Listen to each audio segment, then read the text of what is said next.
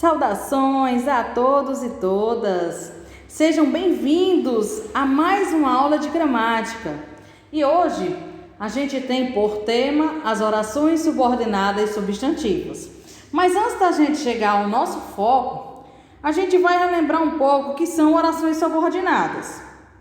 Eu tenho que são orações, que vão exercer uma função sintática sobre as outras. Ou seja, uma oração vai depender da outra para completar o seu sentido. Geralmente, a oração principal ela vai precisar da oração subordinada para que ela possa ter o sentido completo, ou seja, eu consiga entender o que a oração ela quer expressar totalmente.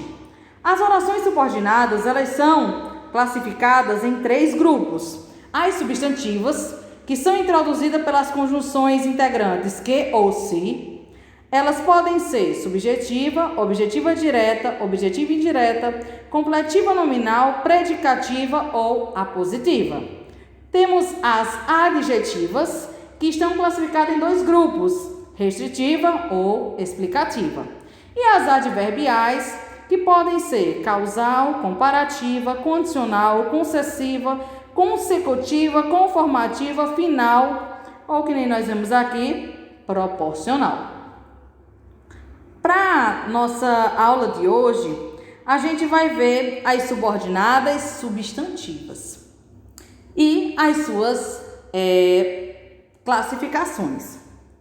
A gente sabe que ela pode ser subjetiva, função de sujeito, objetiva direta, função de objeto direto, predicativa, função de predicativo do sujeito, completiva nominal, a função de complemento nominal, objetiva de indireta, função de objeto indireto, e apositiva, uma explicação acerca de algo, ou seja, uma função de aposto.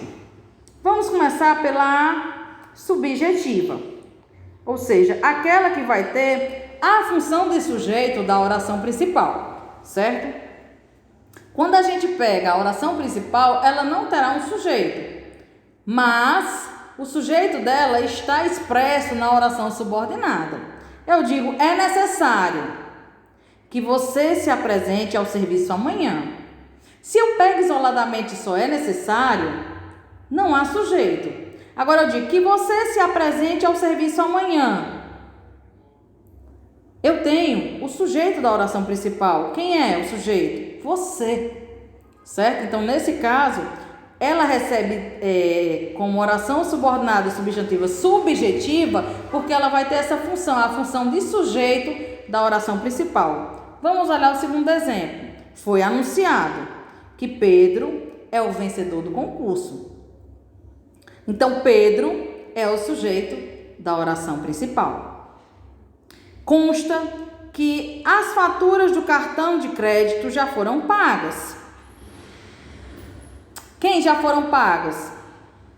E consta as faturas do cartão de crédito.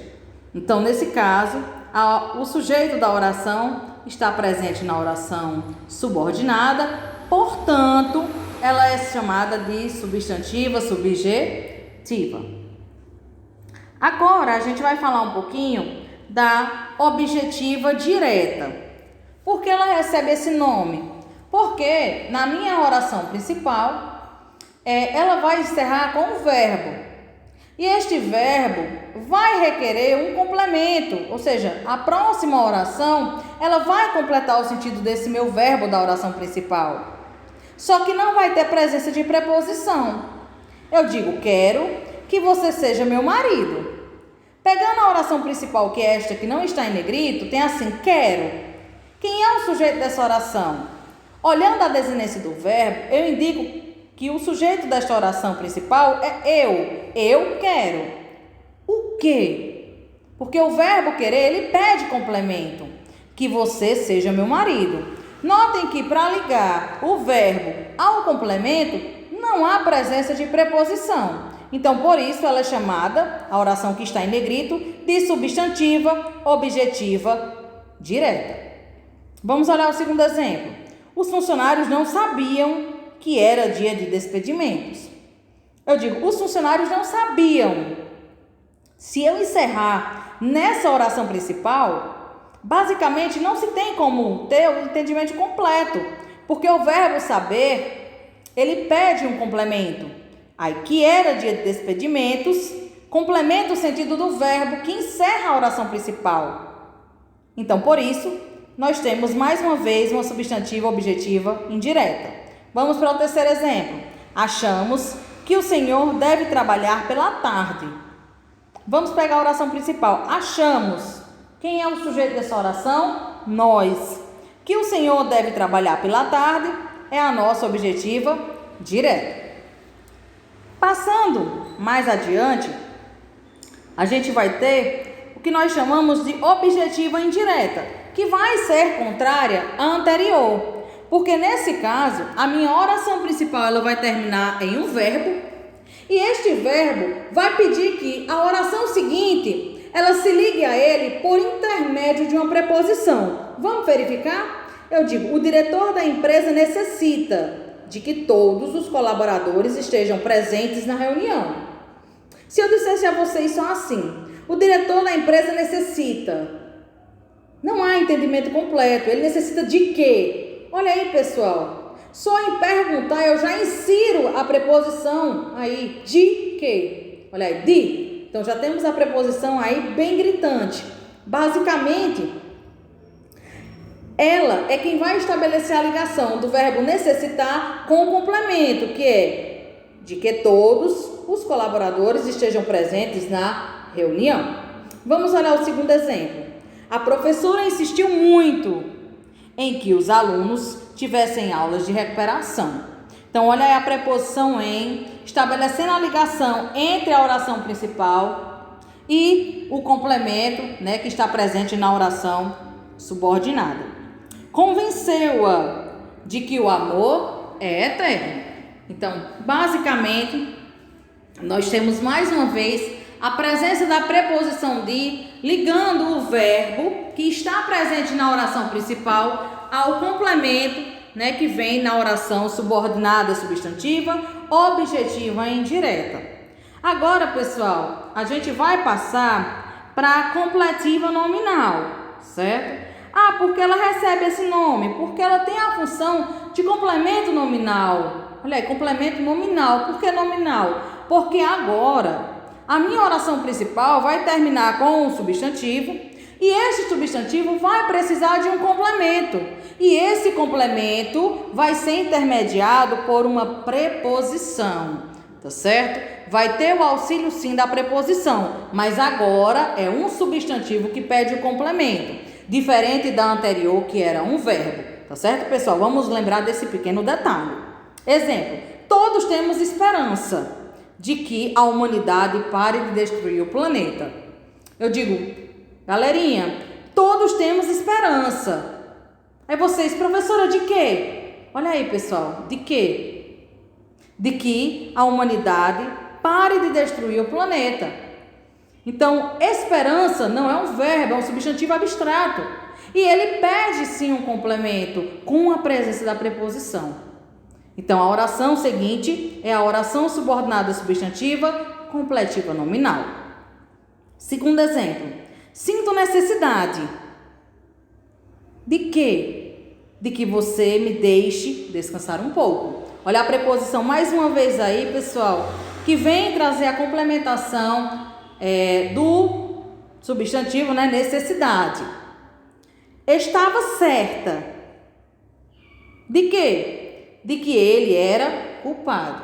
Então, mais uma vez, temos aí a preposição fazendo essa ligação da complementação não de um verbo.